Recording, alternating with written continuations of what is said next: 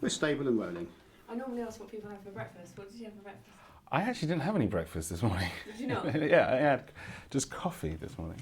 Were you nervous at all? Is that why? Or It wasn't. I don't think it was because of that, but it was maybe it was. No, I didn't sleep very well last night, so maybe that was the same thing. do you have that kind of anticipation when you know things are big nominations and results and things? I was fine actually about it all until just beforehand, then I got a little kind of excited or nervous about it, but it was good. And your reaction to the nomination?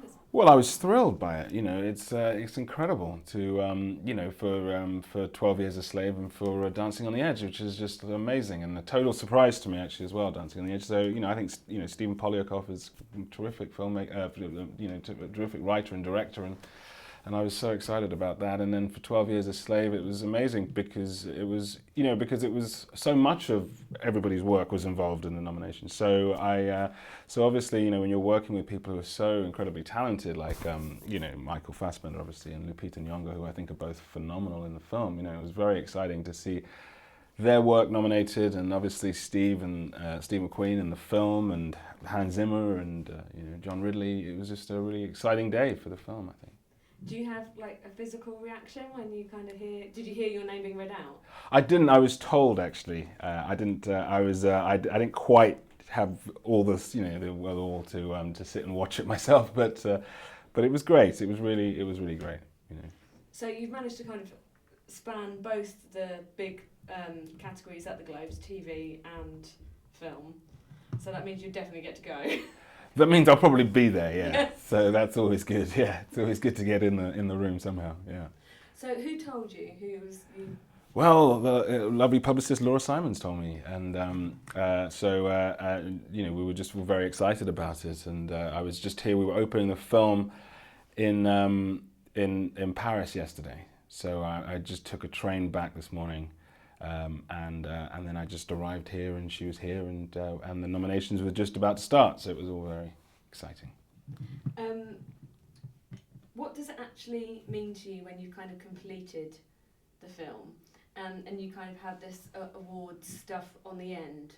Because obviously you do your research for the role, you film it, and then it comes out and you promote it, and then this kind of is a massive add-on the end. Is it strange? Do you enjoy it? Sure. No, I mean I do. It's it's always with this. It's been such an amazing journey, right? From the moment that I read Solomon Northup's the screenplay that John Ridley had written with Steve McQueen, and then when I read Solomon Northup's autobiography, and the journey that I was taken on, and in his struggle, in these 12 years, these incredible 12 years of his life, sort of catapulted the rest of everything that's happened. And it's been a remarkable journey full of extraordinary people to meet and to work with. And this is a kind of, and to get the film out there and to have it received in the way that it has been received and kind of embraced in that way has been amazing. I always thought it was a remarkable story, so it's really gratifying that people came to it with that and had that same sense of it.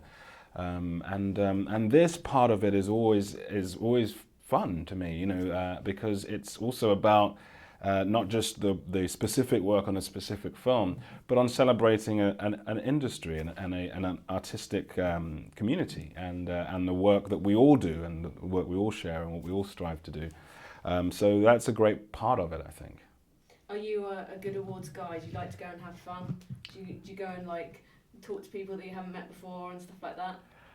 Yeah, I'd like to think I'm a good awards guy, and I sort of especially if in a year like this where I think there's just been so many great films, really strong work, and I think it's going to be great to sort of get out there and chat to people.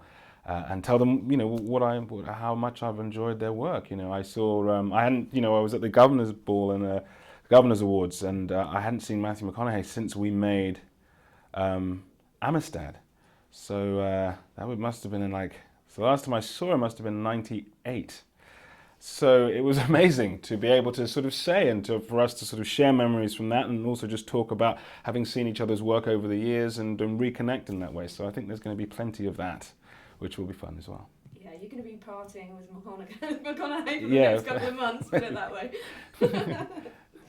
Have you spoken to Brad? Because I know he obviously produced it as well as starred in it, and it meant a lot to him as well as everybody else. Yeah. Brad has been phenomenal in this on the entire kind of journey, and had such passion for this project, and really put himself into it, not only as a producer but also as an actor as well. And he's really terrific. And it's hard to imagine that we would have had all the momentum that we needed to make the film if Brad wasn't involved and engaged in the way that he was engaged. And so that's been a completely brilliant part of it. And I'm sure we'll get a chance to chat over the next couple of days, I think. Has Steve McQueen heard yet? Do you know? I don't know if he has, because he was on a plane to Los Angeles, so he's going to have a nice surprise when he lands, which is great. I hope he's got like a whole load of people waiting when he gets there with placards. Exactly.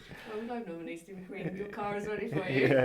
That'd be great, wouldn't it? Yeah. Are you kind of ready for award season? Because it is very tiring.